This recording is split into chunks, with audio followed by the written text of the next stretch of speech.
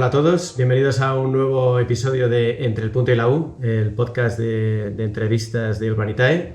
Hoy tengo la suerte de que me acompañe Sergio Arana, director de Real Estate de Urbanitae. Sergio, bienvenido. ¿Qué tal, Gonzalo? Buenos días, muy bien. Y hoy entrevistamos a Ignacio Novela, socio de Terram Capital. Ignacio, Nacho, bienvenido y muchas gracias por hacernos un hueco. Muchas gracias a vosotros por llamarme. Y bueno, me presento también, soy Gonzalo Ordiales, director de contenido de Urbanitae. La primera pregunta, Nacho, que le hago a todos los invitados es, repasando un poco la trayectoria, pues tú estudiaste ADE, y siempre pregunto, ¿tenías ya claro, en mi caso siempre, yo empecé informática, luego lo dejé, de varios tumbos. ¿Tú tenías claro ya lo que ibas a hacer desde joven? Déjame que empiece corrigiéndote, porque no estudié ADE, estudié Derecho y licenciatura en Derecho y diplomatura en Empresariales. ¿Tenía claro lo que iba a hacer? No tenía nada claro. Por eso hiciste Derecho. Efectivamente, y Derecho nos parecía a todos en casa un poco, sobre todo a mis padres, y dijeron, si vas a estudiar Derecho tienes que estudiar algo más. Y por eso hice la diplomatura también en Empresariales. Pero no, la verdad es que no lo tenía claro, yo no tenía una vocación lectiva en cuanto a carrera específica. Me hubiese encantado, pero no la tenía. Yo quería ser pianista. ¿Qué me digas? Sí, pero lo hacía fatal. Bueno, lo hacía fatal. Sí, lo hacía fatal. Tenía un profesor que me dijo que me buscase un plan B. Pero, sí. ¿Saliste clase durante años? Sí, di clase muchos años. ¿Ibas al conservatorio?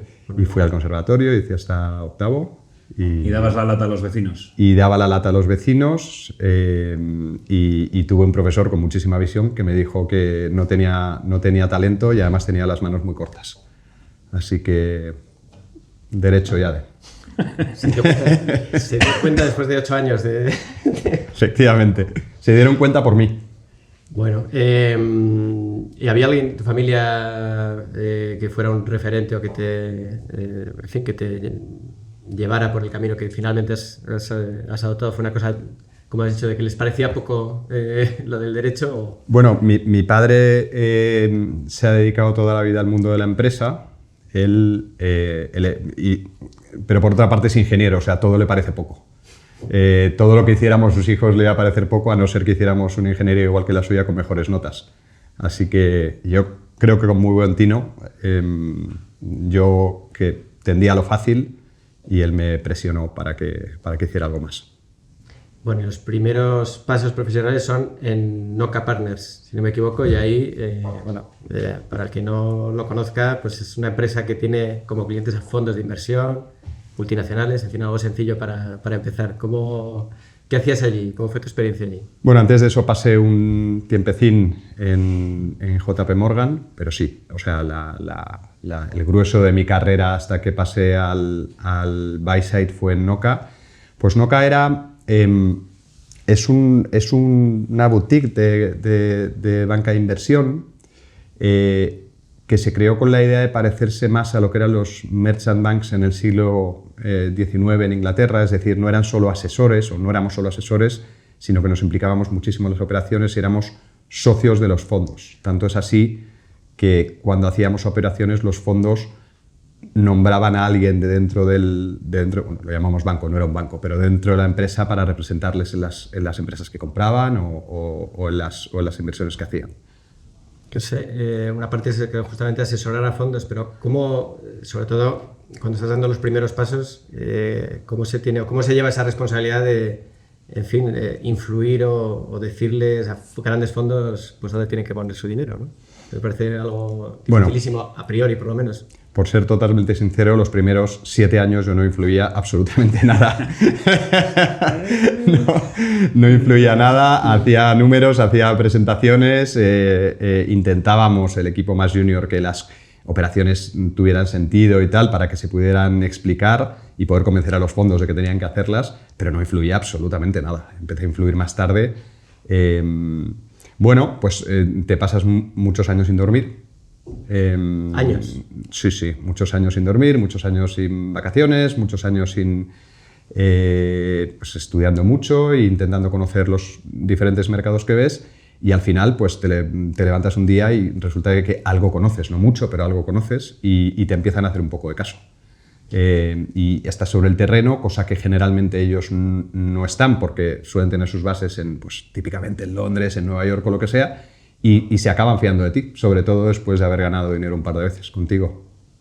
Pues te iba a decir que si se llevaba...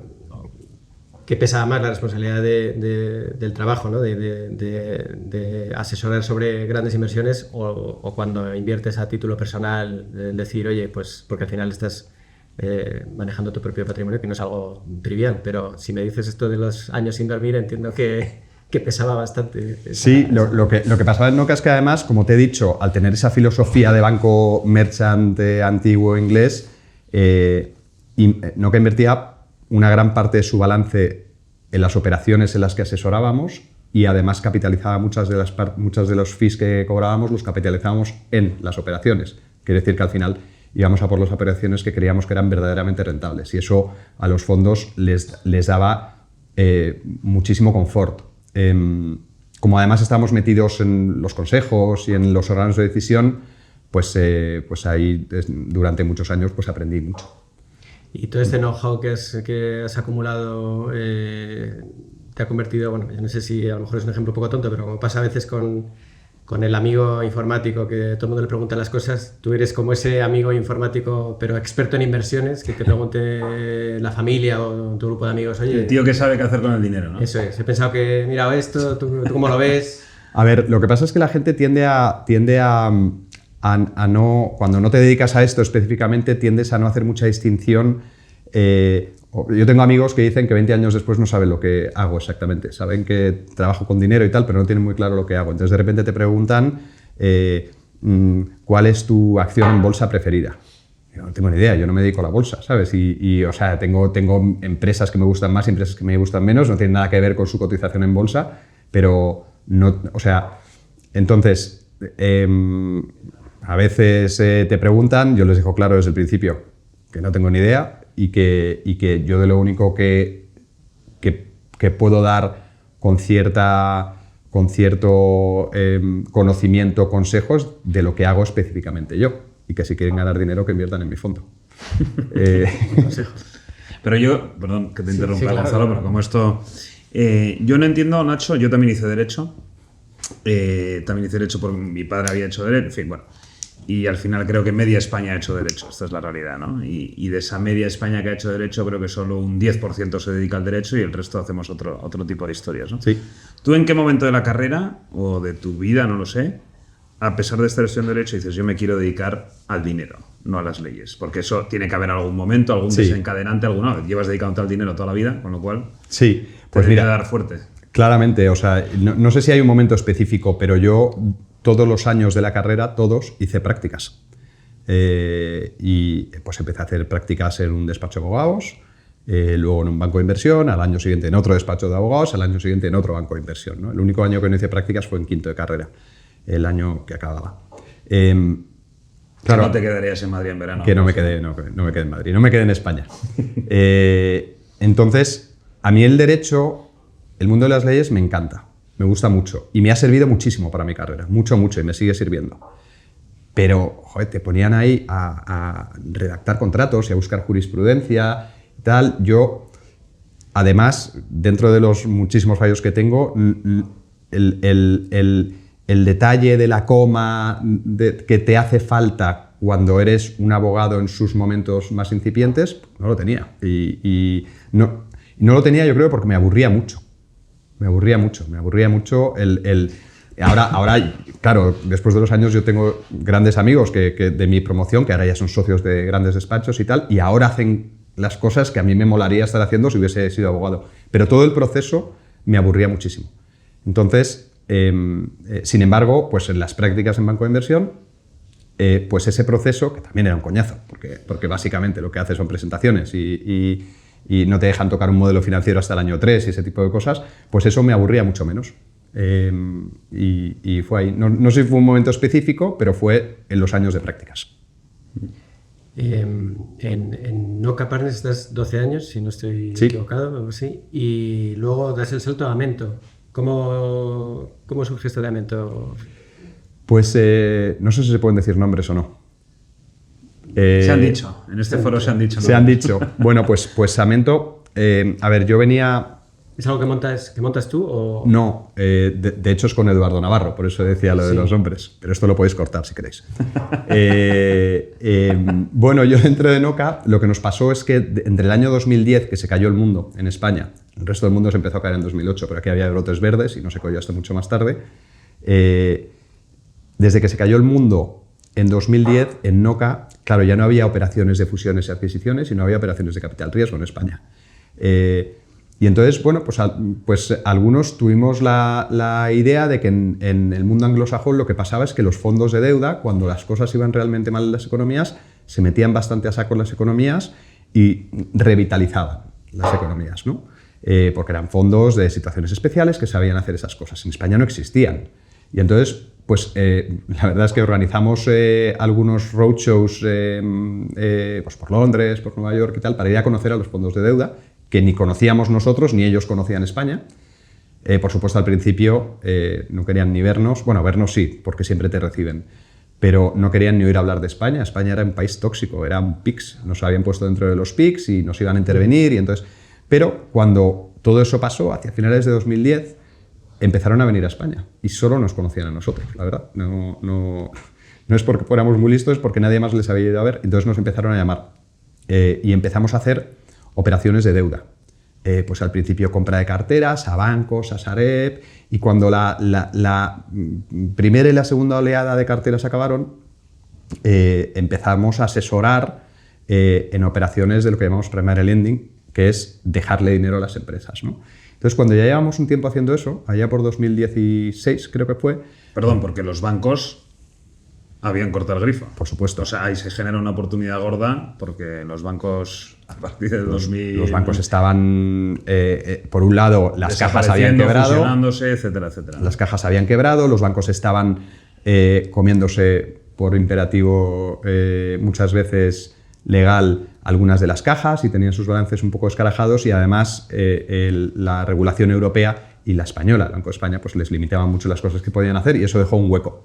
Entonces en España, que tardamos mucho siempre en adaptarnos a lo que pasa en el resto del mundo, pero cuando nos adaptamos las cosas van muy rápido, pues bueno, pues empezaron a venir los fondos al oeste.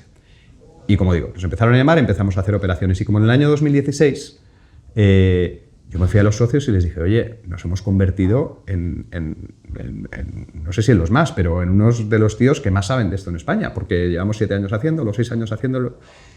Vamos a levantar un fondo. Pues los socios tenían ya una cierta edad y además les estaba yendo bien como estaban y no quisieron levantar un fondo. Y yo, que venía hablando desde hacía algún tiempo con Eduardo Navarro, pues un día nos juntamos y dijimos, ¿por qué no levantamos un fondo para hacer esto?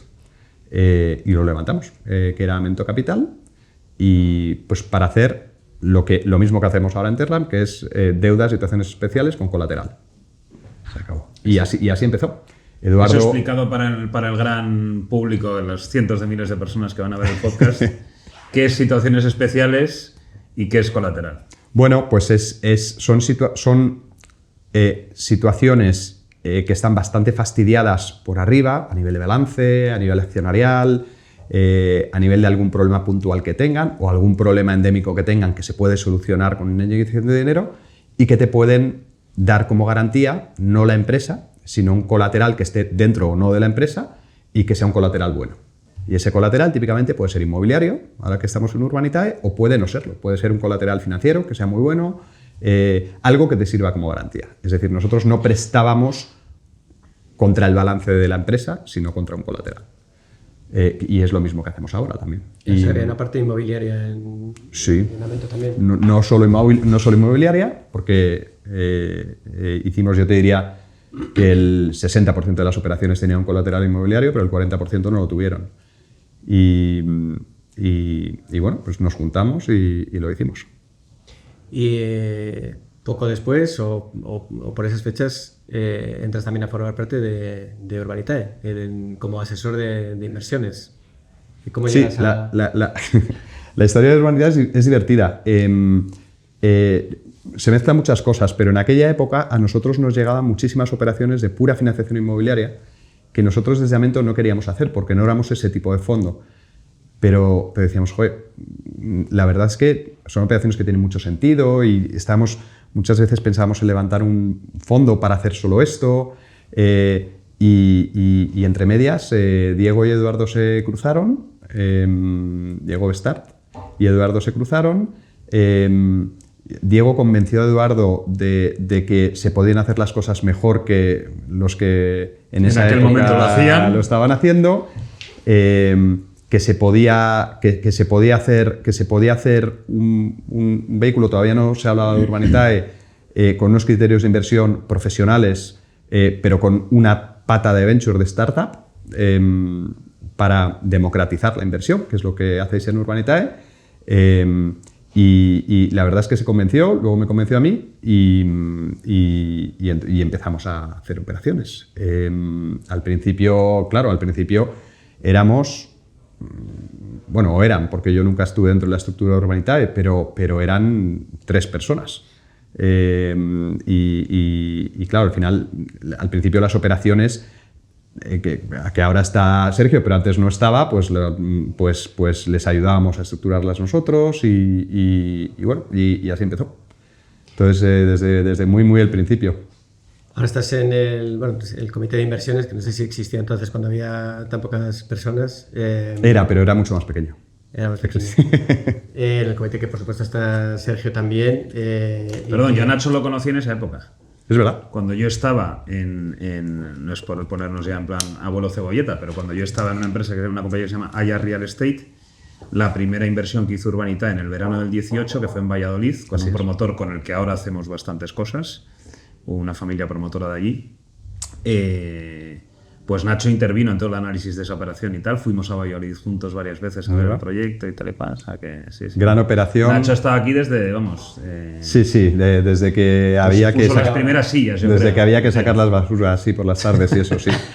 Gran operación y gran promotor, por cierto. Sí. Bueno, se iba a decir justamente que el comité de inversión de Urbanitae es el que decide en última instancia si el proyecto va adelante o no, y que además, si no estoy equivocado, requiere unanimidad de todos los miembros. Quería, no sé si preguntarte a ti, Nacho, o a ti, Sergio, ¿qué aporta la visión, aunque ya estamos viendo que una experiencia pues le sobra, ¿no? Pero ¿qué aporta la parte de la visión de Nacho del fondo de deuda alternativa a la hora de decir? ¿Chocáis mucho? ¿Soléis estar en sintonía? ¿O sobre qué te fijas tú más? Por saber un poco, ¿eh? ¿Me preguntas a mí o a Sergio? Pues a los dos. Me interesa, a mí me interesa. ¿Le pongo yo primero la medalla o que se la ponga él? No, a mí me interesa saber lo que dice Sergio, pero quiero las partes malas. Voy a hablar, con toda franqueza, ¿no? O sea, Nacho, es verdad, hay una cosa muy de valorar, que él, teniendo antes a Mento y ahora a Terram, que tienen un volumen de actividad muy notable, o sea, que no le sobra tiempo precisamente, además de que luego tiene 5 niñas y múltiples viajes, amigos. Yo cada vez que voy a una cosa en Madrid me hablan de Nacho Novela. Digo, este tío, ¿de dónde saca tiempo para conocer a tanta gente, no? Bueno, pues con todo ese tomate que tiene el tío organizado, no falla un solo comité de inversiones, que son los lunes por la tarde, ¿no? Que al principio eran de 4 a 6 y ya estamos yendo de 2 a 8. Y espero que no se sigan estirando porque se pierde la concentración en un momento dado, ¿no? Pero bueno, entonces, lo primero que viene siempre, y eso, quieras que no, es muy de agradecer. Y luego su voz, para mí, pero lo que percibo en el resto del comité, es que la voz de Nacho es muy respetada, porque tiene muchísima experiencia haciendo operaciones inmobiliarias y no inmobiliarias. Por lo tanto, al final, el mundo de la inversión, la clave es que haya un buen equilibrio entre riesgo y retorno, ¿no? Y dentro del riesgo, no solo es, pues en el caso de la deuda, si el colateral es bueno, sino si el promotor al que estás prestando, con el que te estás asociando, es alguien fiable o no, si la zona en la que estás invirtiendo es una zona que tiene sentido o no, el tipo de proyecto. En fin, hay muchas variables, unas más tangibles y otras más intangibles, que son importantes para saber si el equilibrio riesgo-retorno está bien balanceado, ¿no? Y yo creo que ahí Nacho aporta mucha experiencia y muchísimo sentido común. Entonces, cuando Nacho habla, la gente hace caso. Y hay veces que estamos ya bastante animados con una operación y de repente Nacho pone sobre la mesa un elemento de juicio concreto o su visión, y eso hace que lo reconsideremos, ¿no? Y viceversa, también hay cosas que a lo mejor estamos más negativos y Nacho pone sobre la mesa un elemento positivo que a lo mejor había destacado poco y eso nos anima con la operación. O sea que Al final yo creo que lo que aporta es experiencia, buen juicio y mucho sentido común. Y lo digo de verdad, estas cosas siempre cuesta decirlas en directo. Que me habéis tenido que invitar a un, cara a cara con el a un interesado, podcast para que me digáis esto. Pero es la realidad, es la realidad. Sí, sí. Te Y digo, a veces, perdona, cuando hay algún comité que se queda sin ver algún tema y tenemos que ver un tema a mitad de semana o lo que sea, le llamamos a Nacho. O sea, nos juntamos el resto del comité que estamos en la oficina, le llamamos a Nacho, le ponemos en altavoz porque sin su opinión no nos atrevemos a ir adelante. Y creo que es bueno también alguien que desde fuera, que no está a lo mejor tan en la relación con el promotor, que no está tanto en la génesis del asunto, da una visión muchas veces mucho más objetiva, ¿no? ¿Tú cómo lo ves entonces, Nacho? o sea, aparte de que no creo ni que mi opinión... Tienes que decir algo bueno. No creo ni que mi opinión sea tan importante ni que sea tan determinante, pero yo lo que creo es que dos cosas. Primero, no estoy en el día a día de la operación, con lo cual, y esto me pasa a mí cuando miro operaciones, te acabas enamorando de las operaciones y acabas, y aunque conoces los riesgos de las operaciones, pues acabas muchas veces dándoles menos peso del que deberías. Esto me pasa a mí, le pasa a todo el mundo y por eso necesitas siempre voces críticas. Yo, al estar fuera, soy más crítico, pero soy más crítico, como tú dices, para lo bueno y para lo malo, ¿sabes? Hay cosas que a veces nos enredamos en un problema que digo, joder, pues es que con esta rentabilidad no puedes esperar cuadrar el círculo, ¿no? Y luego yo creo que hay un punto que yo creo que es importante y es sano en todas las empresas, que es que yo soy totalmente independiente. Es decir, ni trabajo en Urbanitae ni he trabajado nunca, no he estado nunca en nómina, digamos, no tengo acciones de Urbanitae, entonces digo lo que quiero. Yo, de hecho, en mi oficina cuando vengo aquí, todos los lunes tenemos la broma de que va a ser mi último lunes. Me dicen, hoy va a ser tu último lunes, porque yo me imagino que si yo no estuviera y no hubiera una figura parecida a la mía, que tampoco es que yo sea, pero bueno, pues seguramente habría más operaciones, que es lo que quiere el equipo de Urbanitae y es lo que quieren los accionistas, ¿sabes? Entonces, bueno, soy, como también me llaman en mi oficina, Mr. No, ¿sabes? Pero bueno, tengo la libertad de hacerlo.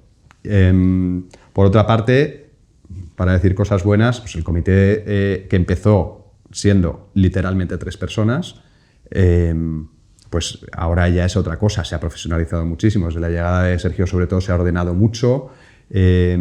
Claro, en aquel entonces mirábamos 2 operaciones al mes.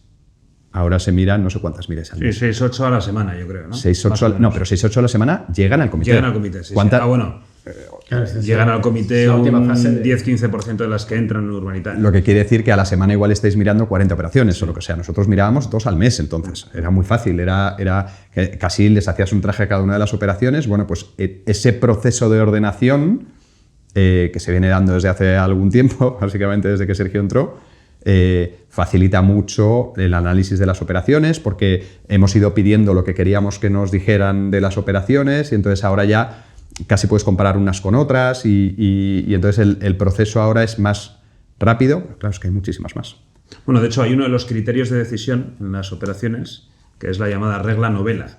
Y así la llamamos y así está en las presentaciones del comité, y es que el beneficio de una operación tiene que ser igual al valor del suelo. Bueno, el perfecto. El perfecto. No, pero tenemos 7 criterios con los cuales evaluamos las operaciones y uno de esos 7 criterios es ese, ¿no? La regla novela. Que es regla novela no por mí, sino por mi padre, porque es una regla de mi padre, no me la inventé yo. Bueno. Él, sí, en su época inmobiliaria era el primer número que hacía. Y luego ya empezaban todo el análisis, todos los bancos de inversión haciendo estudios y tal, pero lo primero que miraba era eso.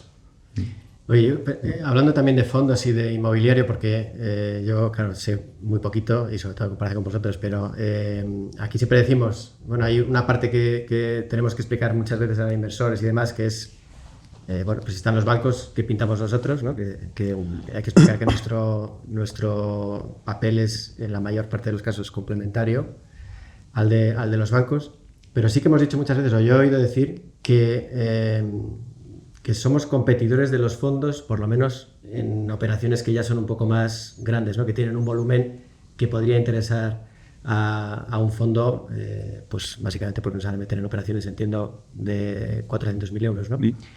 ¿Cómo es la relación de Urbanitae con fondos de deuda? ¿Hay realmente una competencia? ¿Es más bien complementariedad? ¿Cómo lo ves tú eso? Yo distinguiría entre mi fondo de deuda y los fondos de deuda. No es ninguna broma, porque yo tuve que explicar, cuando levantamos Terram, tuve que explicarle tanto al regulador de Luxemburgo como a mis accionistas cuál era mi relación con Urbanitae y cómo iba a gestionar ese posible conflicto de interés que existe. Entonces yo lo que les dije es, yo no pienso hacer nada que haga Urbanitae. Es decir, como no lo hacía en Amento, en Terram yo no voy a financiar una promoción inmobiliaria. No lo voy a hacer, no es lo que hago, no es a lo que me dedico. Y aunque lo quisiera hacer, no lo haría por higiene. Entonces, de hecho, a mí las operaciones puramente de financiación inmobiliaria, de promociones inmobiliarias que me llegan, yo directamente las paso a Urbanitae. Pero hay fondos que sí que fondos especializados que sí que las... no es que las harían, sino que las hacen, ¿no? Esa era la segunda pata de la distinción. Con fondos de deuda específicos de real estate o de inmobiliario hay competencia, claro que hay competencia, y es una competencia muy sana. Yo creo que Urbanitae al principio, que era una cosa muy de andar por casa, los primeros años y tal, quizá no era un competidor, porque no tenía la capacidad de levantar ciertos tickets y tampoco tenía la capacidad de atracción que tiene ahora. Bueno, pues era, ¿sabes? Era alguien que andaba por ahí, unos chavales que parecían así como listos y tal, pero ahora Urbanitae es un competidor clarísimo de los fondos por capacidad de análisis, porque se analizan las cosas igual, por lo menos igual que en los fondos. Y eso es una cosa que desde el principio, cuando había 4 personas, le dimos muchísima importancia. O sea, el producto siempre tiene que ser el mejor. Tiene que ser un producto de fondo para inversores más pequeños. Y entonces, pues al revés, o a diferencia de otros players, pues Urbanitae es un competidor directo de los fondos de deuda, sin duda. De los fondos de deuda específicos para financiación de desarrollo inmobiliario, desde luego. Sí. Nacho, te quería preguntar, en mitad de todo este tomate, como decía Sergio, te sacas el MBA del IES, también pasas por Sherpa en algún momento con Eduardo Navarro, que podemos decir, porque ya le preguntaremos en el podcast que vendrá, que es el presidente de Urbanitae. ¿Cómo compaginas todo esto? ¿Cómo lo haces? Y para conocer a medio Madrid. Bueno, lo de Madrid es muy fácil porque Madrid es una ciudad muy pequeña y me viene de antes. ¿No? He conocido a poca gente en los últimos años, pero bueno, en mi caso es un tema de dormir poco, en realidad, porque lo que me pasaba, o sea, pues por ejemplo, cuando estaba en Amento y estaba estudiando el EMBA, además yo me grillé un poco en el EMBA, entonces tomé la determinación de que yo quería ser el mejor, ¿sabes? Entonces, y no sé si lo conseguí porque no te lo dicen exactamente, pero desde luego yo lo intenté. Y entonces, pues lo que hacía era pues trabajar las horas que tenía que trabajar en Amento, que eran unas cuantas, si conoces un poco a Eduardo, y luego pues iba a casa, acostaba a las niñas, entonces tenía menos niñas, pero bueno, acostaba a las niñas, les leía un cuento, tal, cenaba con mi mujer y cuando mi mujer se iba a la cama me ponía a estudiar. Pues a lo mejor de 11 a 2 o de 11 a 3 de la mañana. Entonces estuve 2 años durmiendo poco. Porque además, claro, mientras tanto la familia crecía. O sea, mientras tanto la familia crecía. Un equilibrio mi mujer me hizo pactar. No fue un pacto, ella me hizo pactar. Me dijo que si estudiaba el EMBA quería más niños. Sí, sí. Y bueno, pues en mi caso fue durmiendo poco, sinceramente. No tiene mucho más misterio. Bueno, Amento se liquida, si no estoy equivocado, en 2022. Sí. Y claro, yo para los legos intuitivamente dices, bueno, porque si va bien, ¿por qué se liquida, ¿no? el fondo? ¿Cómo es ese momento? ¿O qué explicación tiene para los que a lo mejor no sepan interpretar? Pues la verdad es que fue otra vez un cúmulo de cosas. O sea, yo creo que los socios de Amento teníamos todos momentos vitales distintos. Y yo quería seguir con la estrategia y bueno, y seguí. Pero yo creo que es un tema, o sea, generalmente esto es la navaja de Occam, es la explicación más sencilla, es la correcta. Es momentos vitales distintos de los socios. Yo quería seguir, yo era más joven, y quería seguir, y en aquel momento pues los demás socios, por distintas razones, pues no querían. Pero vamos, se liquida o sea, os fue bien. Levantasteis Sí, el sí. dinero, Sí, lo sí, invertisteis, recuperasteis lo invertido con creces, Sí, sí. lo repartisteis a los inversores. Por supuesto. Y lo que hicisteis fue no levantar un segundo fondo, ¿no? Exacto. Que es lo que ahora has hecho con Terran. Exacto. O sea, sí, efectivamente el O fondo sea, que te fue bien al tío la venta. Por eso digo que se liquida algo, pero que fue bien. Por eso El fondo fue espectacularmente bien. En fondos de deuda no hay mucha literatura, pero desde luego fue uno de los fondos que mejor lo hizo de su categoría, si no el mejor, no lo sé, pero uno de los mejores fondos. Y precisamente por eso, pues decía, esta estrategia sigue existiendo y tenemos que seguir haciéndola, ¿no? Y yo quería seguir haciéndola, pues otros socios, otros accionistas no quisieron, pues yo les pedí de muy buenas maneras que me dejasen hacerlo por mi lado. ¿Y por así. qué montaste Terran? Así es. Para seguir, ¿hay alguna diferencia de Hay- raíz o Hay alguna pequeña diferencia. Yo creo que en Terram vamos a rentabilidades quizá algo más bajas, un pelín más bajas, mucho. Pero eso hace que el volumen invertido sea mayor y más rápido. Esa podría ser una diferencia. Y luego en Amento teníamos una pequeña pata de operaciones de equity, de capital, que en Terram no tenemos. Aparte de eso, yo era un creyente de la estrategia de Amento y lo soy de Terram. Sí. qué tipo de clientes tiene un fondo como Terran? Clientes. Bueno, o sea, ¿Dónde inviertes? ¿No? ¿Dónde Ok. invierto? ¿O de dónde sacas el dinero? sí, las dos cosas, porque hablamos de fondos y para la gran mayoría un fondo pues es algo que mete el dinero. Obviamente un inversor de a pie, una rata de a pie, no puede invertir en Terran, pero explica un poco cómo... Sí, bueno, en cuanto a los accionistas, pues los accionistas son family offices, fundamentalmente, algún institucional. Tengo de inversor ancla al grupo Atitlán, que es un grupo inversor muy potente de Valencia. Y la verdad es que con ellos de la mano pues ha sido más fácil, desde luego, de lo que hubiese sido para mí solo levantar el dinero.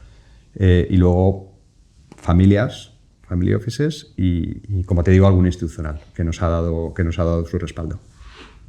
Y invertir es también en situaciones especiales con el mismo enfoque que en Amento. Sí, España en 2015 estaba huérfana de este tipo de vehículos.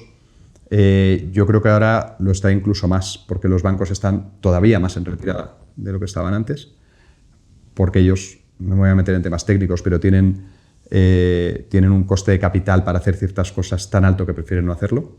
Aparte de que antes existían 50 bancos, ahora existen 5. Existen más, pero bueno, 5 grandes. Entonces, bueno, pues hay menos donde agarrarse por parte de los empresarios.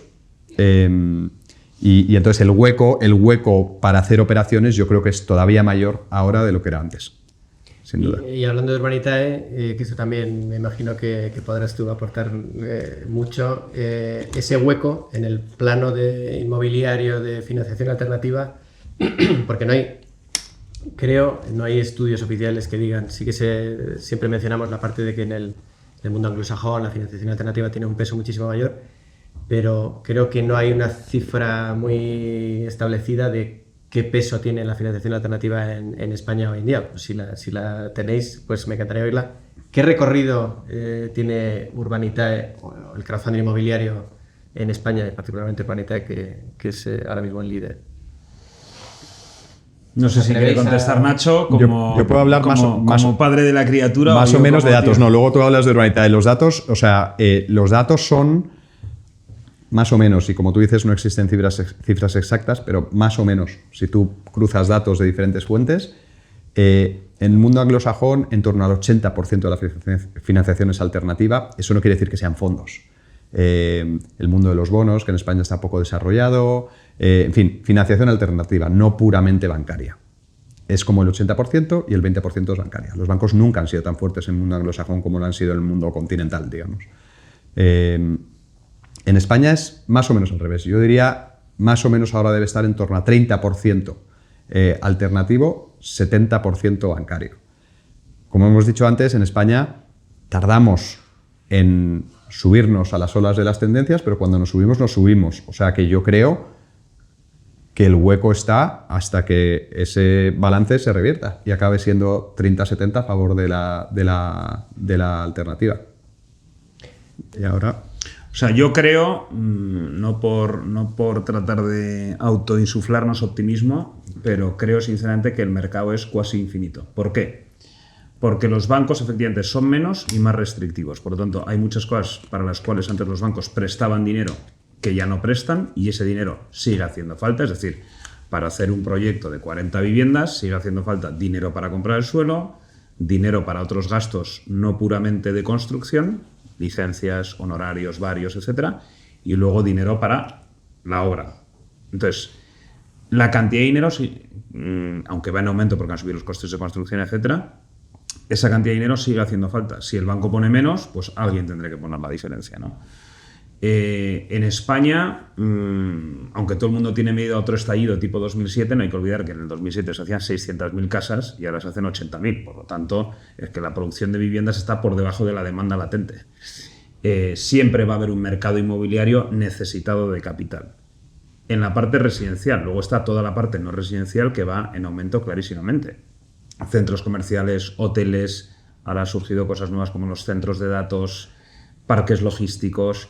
Entonces, para hacer todo eso, la renovación del propio parque de vivienda español, que es bastante antiguo, para todo eso hace falta dinero. Si de todo el dinero que hace falta los bancos cogen una parte pequeñita, pues el resto alguien lo tendrá que poner. Los grandes fondos internacionales cubren una parte, los fondos de deuda alternativa cubren otra parte, pero el resto, si no lo tienen los promotores, los empresarios inmobiliarios, pues ahí estamos nosotros, ¿no? Por lo tanto, ¿espacio para el crecimiento?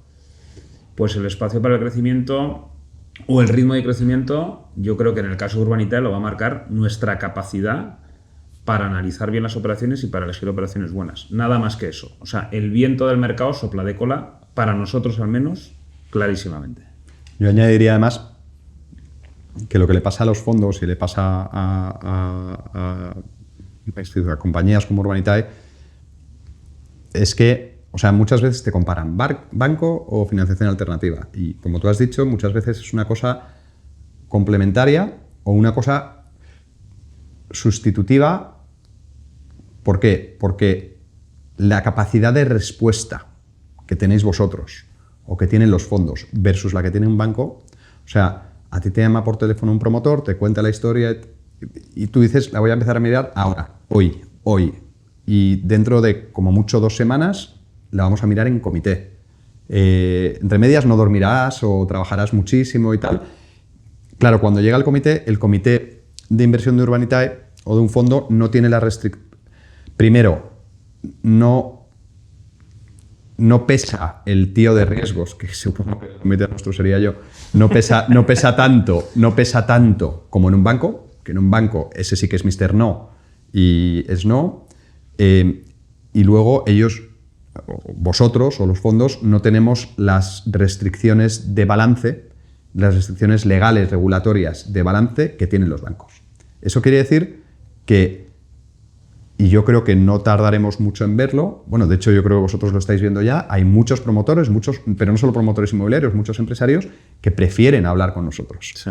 Pues somos más rápidos, porque somos más comprensivos, porque podemos hacer estructuras ad hoc para las situaciones que vemos. Un banco típicamente te va a decir, no, yo puedo prestarte a 7 años y este es el tipo de interés y me lo tienes que pagar todos los meses y tal.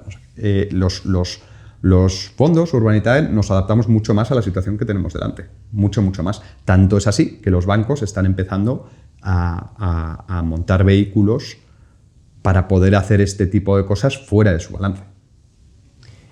Pues Nacho, nos vamos acercando al final y yo te quería preguntar, ¿qué haces? Ya empiezo a dudarlo. Si tienes tiempo libre, ¿qué te gusta hacer cuando no estás estructurando operaciones o vetando proyectos en Urbanitae? Es hasta que me echen.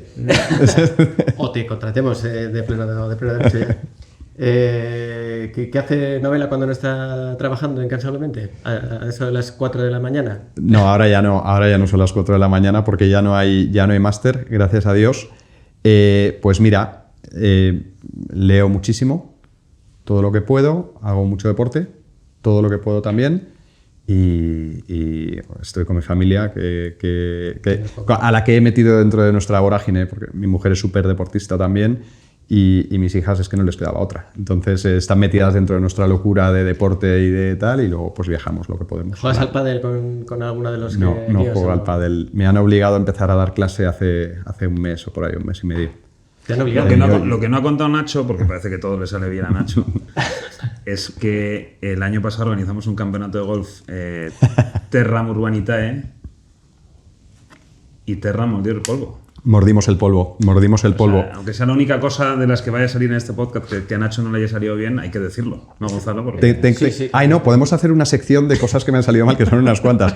El golf es una de ellas, claramente. Aunque, o sea, si hubiese sido por mí, siempre hubiésemos perdido en Terram, pero en Terram tenemos algún jugador bueno, que no tuvo su mejor día, claramente. Yo siempre soy malísimo, o sea, que no... O sea, he dicho que hago deporte, no he dicho que lo haga bien, ¿eh? O sea, he dicho que le dedico a tiempo. Y en la segunda clase de pádel me rompí el gemelo. O sea, llevo 30 años jugando al tenis y no me había pasado nunca. Pues en la segunda clase de pádel mi cerebro decidió que no quería jugar al pádel. Me salen unas cuantas cosas mal. Bueno, mientras que sean esas, no parece muy grave. Problemas del primer mundo, ¿no? Problemas del primer mundo. O sea, que el fracaso más importante de Terram ha sido el campeonato de golf. Bueno, estamos empezando, ¿eh? Danos tiempo a fracasar, que Terram lleva un año y poco. O sea que sí, la verdad es que en los fondos y en compañías como Urbanitae los fracasos se ven a 3 años vista, ¿sabes? Esperemos que toquemos madera. En Amento la verdad es que no tuvimos ninguno y toquemos madera en que no pase, pero desde luego no lo sabríamos ahora. Bueno, has mencionado lo de la lectura, que me deja intrigado porque a todos nuestros invitados les preguntamos siempre, les hacemos 2 preguntas. Una de ellas es pues, si nos pueden recomendar libro, película, serie.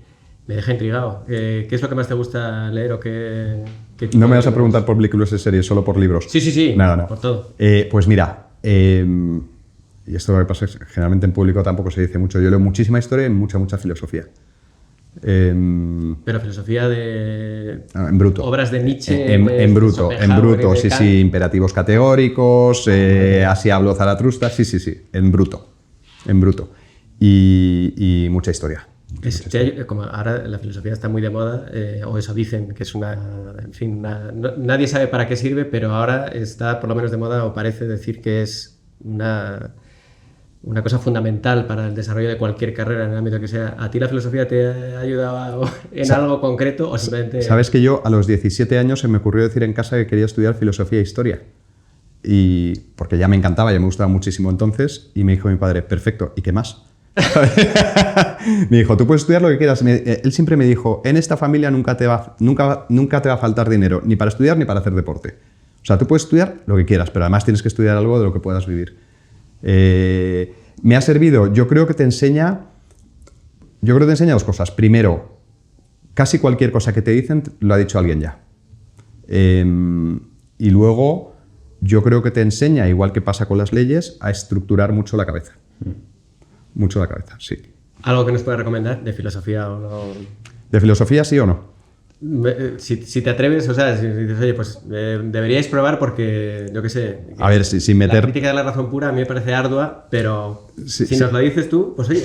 Sin meternos tenemos que intentarlo. Sin meternos en Kant y en Nietzsche y en todos estos, yo la República de Platón, los diálogos de Platón en general, pero la República en particular, yo creo que es una cosa necesaria para todo el mundo. Pero ya no es por filosofía, es porque a partir de ahí se empieza a conformar la civilización occidental, o como lo quieras llamar. Indispensable.